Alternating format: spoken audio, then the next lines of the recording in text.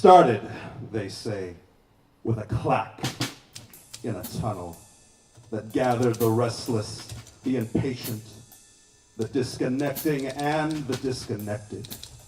A circle formed in soot and ash amidst the broken rock, beneath the trackbed Olivettis and underwoods at the stations of the clock, typists looking inward.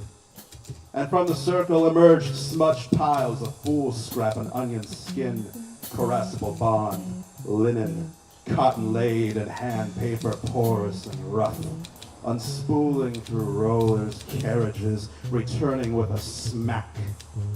One day, curious and curiouser, twins formerly known as the Two Carrolls arrived with triangular partner's desk, salvaged from the defunct advertising firm Morbidly Sincere Della Femina, placing it firmly at Circle Center, seating themselves before their instruments, leaving the third side with the typewriter ghost and a looped recording blaring is holy, is holy, is holy. Through a cracked cassette deck 3-inch speaker that entrained the oracular typists, whose utterances lifted through the subway grates like steam to the street, evaporating before they could be seized, codified, linked, tagged, tweeted, liked, loved, laughed at, and shared.